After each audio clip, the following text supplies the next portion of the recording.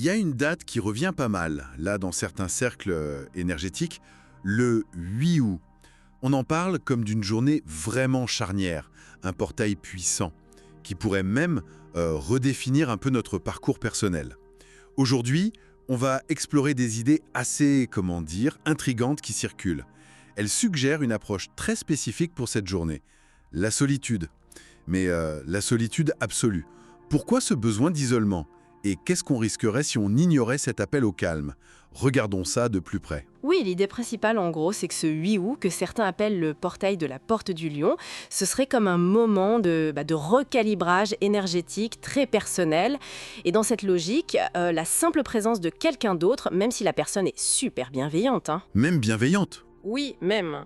Ça viendrait brouiller ce signal qui nous est propre. Et ça pourrait empêcher une transformation, une sorte de mise à niveau personnelle, tu vois. Donc c'est pas juste pour être tranquille dans sa tête. Ah d'accord. C'est plus profond, c'est une question de pureté vibratoire en quelque sorte. Intéressant cette idée de pureté. Alors concrètement, qu'est-ce qui se passerait si on arrive à maintenir cette clarté? Les infos qu'on a regardées sont assez claires là-dessus. La présence d'une autre personne, ça fermerait la porte énergétique. Carrément, c'est ça. L'objectif, ce serait pas juste la paix mentale, mais vraiment de garder une ligne de communication énergétique, bah nickel. Pour recevoir, oui, mais aussi pour activement façonner l'énergie. Un peu comme une fréquence radio très perso, quoi, qui supporte pas la moindre interférence.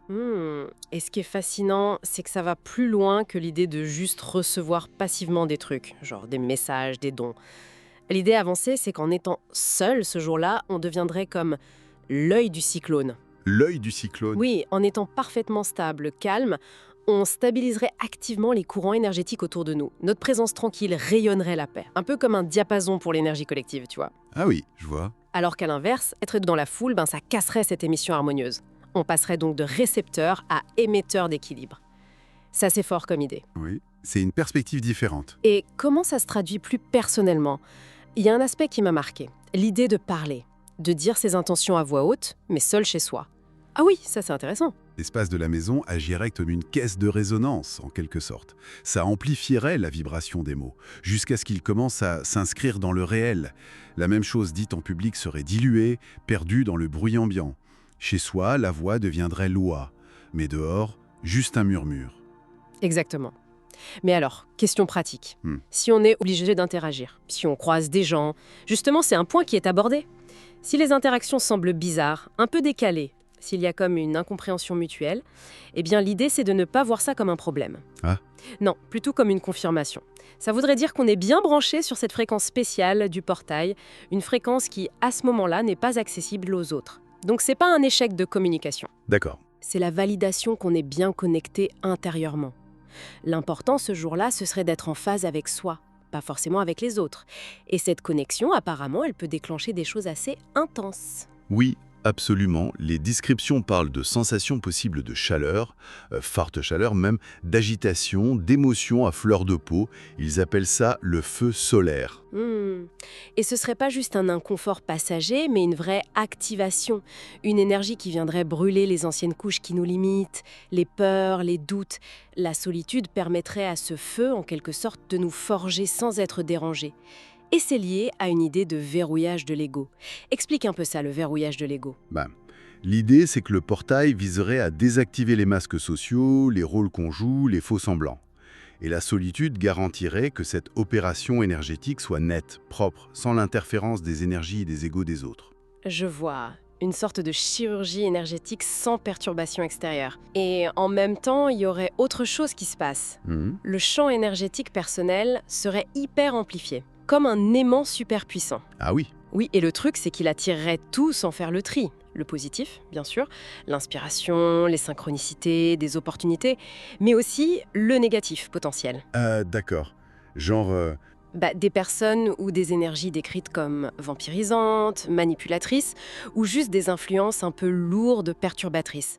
Du coup, la maison, l'espace de solitude, jouerait un rôle crucial de bouclier pour filtrer tout ça. Il faut rester chez soi.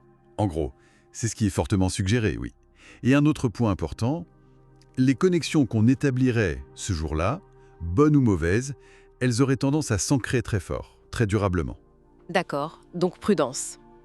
Et il y a une dernière dimension à cette solitude, c'est l'émergence de l'ombre. Oui, les parts de nous qu'on préfère ne pas voir. Exactement. Celle qu'on nie, qu'on refoule, qu'on juge.